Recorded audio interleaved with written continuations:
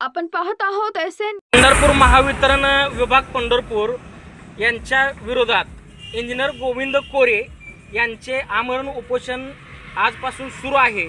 विशिष्ट ठेकेदाराला आर्थिक साठवलूट जो करतो त्यांनाच ठराविक लोकांनाच कामं दिली जातात।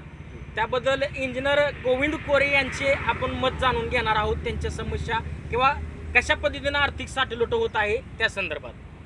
मी गोविंद कोरे सांगोला, गोविंद अंबादास कोरे, राहणार सांगोला, शिवाजी चौक सांगोला।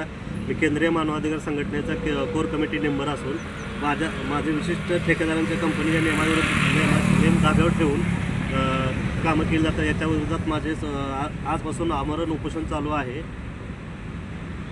तसेच परत जे आपल्या NSA किम आले, शासकीय जे अनुदान येणारे किमा आहेत, NSA आहे, DPDC आहे, अशा अनेक किमा शासनानं जे शेतकऱ्यांची गोरगरिबांची कामं होण्यासाठी ती स्कीम चालू केलेली आहे। पण त्याचं असं होतं की DDF ही स्कीम आहे, स्वखर्चातनं करण्याची स्कीम आहे। त्या स्कीममध्ये काम करून देतो असं सांगून ठेकेदारांकडनं भुरळ घालून शेतकऱ्यांकडनं किंवा सामाजिक लोकांकडनं पैसे वसूल केले जातात आणि ते पैसे अधिकाऱ्यांच्या मार्फत साठवणूक करून शासकीय स्कीममध्ये टाकून त्यांची किमतीची परत 2 वेळा बिलं काढली जातात। त्यांना कुठल्याही प्रकारचा निधी त्यांच्यावर वळवला आहे असं कुठलंही सांगितलं जात नाही।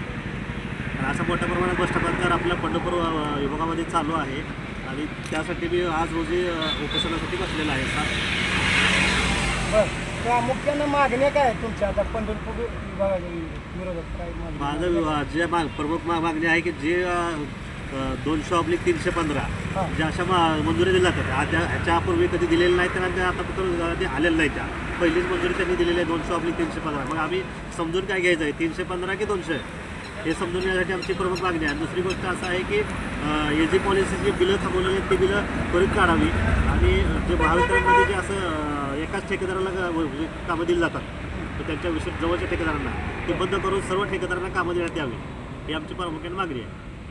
विशिष्ट ठेकेदारास कामं दिली जात म्हणतात तुम्ही, हां, तर असे किती ठेकेदार आहे की बाबा ते प्रत्येक सब डिव्हिजनमध्ये 2-4 ठेकेदार आहेत। हां, बाकीच्या ठेकेदारांना काम नाही। या नियमामध्ये कशी ताटवता यावं, म्हणजे काय नियम असा प्रशासना आखावं, तुमची काय इच्छा आहे? सर्व ठेकेदारांना समान न्याय द्यावा हीच आमची अपेक्षा आहे। दुसरं काय नियम कसा असावा? नेहमी जे शासनाने पहिले पूर्वीपासून ठरवून दिले त्याप्रमाणे कामं करून घ्या। नियम कुठला? GR आहे 2019 प्रमाणे, 2019 आणि 2025चा प्रमाणे। बरं, तर GR मध्ये काय उल्लेख आहे?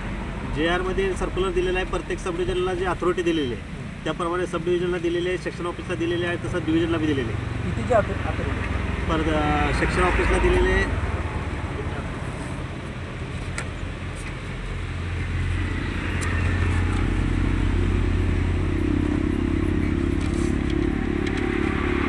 सेक्शन ऑफिसला दिलेले जे आहे ते सेक्शन असलेल्या सब डिव्हिजनला 25 HP पत्र दिलेले आहे, 25 kV ट्रान्सफर करण्यासाठी, आणि डिव्हिजनसाठी 200 kV ट्रान्सफर करण्यासाठी दिलेलं आहे, आणि सर्कलसाठी 200 वरती जे अभाव जाईल ते सर्कलसाठी दिलेलं आहे। पण ॲक्च्युअली तसं न होता डायरेक्ट सब डिव्हिजनचं काही अधिकारी सब डिव्हिजनलाच करून टाकतात आणि काही अधिकारी डिव्हिजनलाच करून टाकतात। सर्कलचा हा विषय येत नाही। तुमचं कुठल्या अधिकारावर आरोप आहे? माझा कुठल्याही अधिकारावर आरोप नाही। किती रकमेचे अपराधपर आहे असं तुमचं? कोट्यावधी रुपयाचे अपराधपर आहे, कारण की रोज महिन्याकाठी तर किती कोटी रुपयाची बिलं काढली जातात, पण त्यामध्ये 25% काम झालेलं असते, 70% काम झालेलं नाही।